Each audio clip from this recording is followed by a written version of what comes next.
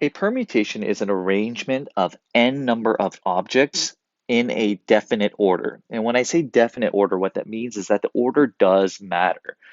And that also means you can't have any repeats of any elements in that arrangement. And this is going to be important for us to distinguish when we look at combinations where order doesn't really matter, but we'll get to that in the next lesson. Now, an efficient way of finding the number of permutations is to use something called NPR, right? So N represents the number of elements that you have, right? And R represents however many that you are taking at a time. So R at a time. And all this N and R stuff will make a lot more sense when we actually see some specific problems in just a minute. But I want to make sure that I go over the structure of NPR first. So when we say NPR, what we're saying is we're going to look at n factorial over n minus r factorial. Okay, so n factorial over n minus r factorial. And I also want to talk about NPN real quick, and that's when the number of elements that you have is equal to the number of ways that you could take or elements that you're taking at a time. And that would just be NPN. And if we're familiar with factorial by now, we see that that would be n factorial over n minus n factorial, okay, which is also the same as just n factorial. And we'll see some problems with that in a bit.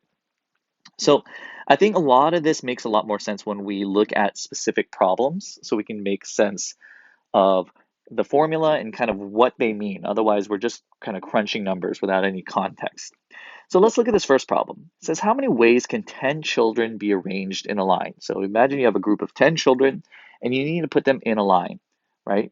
So I want to kind of show out like what this means in terms of the arrangement first.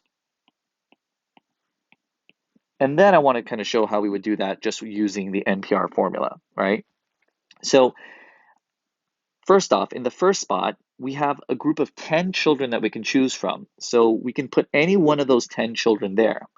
Now, once we have one of those 10 children in that spot, we can't then just clone that child and have another version of that child in the next spot. That would just be strange. So instead, we can now choose any one of the 9 remaining children. And after we've selected a student to go in that spot, then we've got a set of 8 remaining children to put there. And then so on and so forth. And if you see what I'm writing out here, this should look very familiar to you. This is exactly us just doing a factorial. This is equal to 10 factorial. And the quantity of this is going to be 3,628,800. So that's a lot of different ways that we can arrange these 10 children in a line, okay? Now, in terms of us using NPR as we've written, well, what are we effectively saying? This is equal to 10 P 10, right? What we're doing is we have a group of 10 children and we need to use all 10 children to form them in a line. So us doing it this way would be equivalent to us saying 10 factorial over 10 minus 10 factorial, which is 10 factorial over 0 factorial, which we remember by definition, we're saying that 0 factorial is equal to 1. And that's what should just give us 10 factorial. So now let's try a problem that has a little bit more specific conditions. So suppose you have a club and it has 30 members. How many ways can a president, a vice president, and a treasurer be chosen? So let's write this out. Again, I think writing out the different placeholders is helpful. So first off, how many different members are eligible to become president? So let me write that first. Okay, so for president, any one of the 30 members can be president. All right. Now, after we've chosen a president, we're going to assume that we're not allowed to then just have that same member also be vice president or treasurer. So what that means is in that next spot, we now have 29 eligible members to choose from to be vice president. And in that third spot, for treasurer, we're going to assume that we have 28 now. We now have 28 eligible members because there are 2 other members that have already been chosen to become either president or vice president. If we multiply all this together, we should get 24,360 different ways that we can choose these 3 officers from the 30. members that we have available. Now again, if we're looking this in terms of NPR, how would we set this up? We've got 30 members to choose from. That's our N value, P. And what is our R? We want to choose 3 positions or 3 officer positions from the 30 members that are available. So this would be 30P3. And to expand this out so we see what this looks like, this would be 30 factorial over 30 minus 3 factorial, which, and let me just make some space so I can finish writing all this, is equivalent to us saying 30 factorial over 27 factorial. And if you remember how this looks, that means we'd expand out the 30 factorial. This would be 30 times 29 times 28 times 27 factorial. And that's what we're able to divide out with that denominator. So we're left with 30 times 29 times 28, which is exactly what we're doing there. Okay? All right. Now we're getting a little bit more complicated in this next example. So I encourage you to pause the video and try to see if you can set this one up for yourself. A license plate has 2 letters and 2 numbers. How many plates are possible? Well, let me write out the 4 different spots where our letters and numbers are going to go. So we've got a couple of things that are unique about this problem. First, we have in the first spot here, let's just set this up to begin with 2 letters and 2 numbers. It doesn't say anything that we can't have any repeat letters. So we're going to say that we can choose from any 26 letters there. And we can then repeat that same letter if we need to. In other words, we could have like an A and an A there, for example. Now we have 2 numbers that follows in the next 2 spots. So we have 10 and 10. Again, we can have repeats of the same numbers. Now, here's the deal. Let me go ahead and highlight here what we're saying. This is a letter, this is a number, and this is a number. Nowhere in the problem does it say that the 2 letters have to be in front. So we have different arrangements here that we can work with. So let me first off write out how many different ways do we have for the current arrangement where we have 2 letters in the front and then 2 numbers in the back. We have 67,600 ways that are available here. Okay. The thing is, we have a number of different arrangements that we can have. So if you haven't already done so, I encourage you to think about and try to write out the different arrangements. We have number, number, letter, letter, number, letter, number, letter. And for alternating, we should be able to also have a letter, number, letter, number. Let's see, what else do I need? I need a number in the front, letters in the middle, and numbers in the back. And flip that around, letters in the front, numbers in the middle, and then a letter in the back. And I think I got them all. Pretty sure. So we should have a total of 6 different arrangements. So we're going to say, so let me just clear that up. There are 67,600 ways for each arrangement. And there are a total of 6 different arrangements that are possible. So if we multiply all this out, then what we have is a total of 405,600 license plates that are possible. I'm just going to underline that here. Okay. Now, if we wanted to come up with a number of arrangements fairly quickly, we wouldn't want to use NPR to come up with a number of ways that are available because it's not really a permutation. Notice, so what I'm saying here is we don't want to use NPR for this because the order didn't matter and we were allowed repeats. But we could use NPR to describe the number of different, or to figure out the number of different arrangements that we came up with. So there are 2 instances. Best way to think about this is there are 2 instances of a letter, and then there are 2 instances of a number.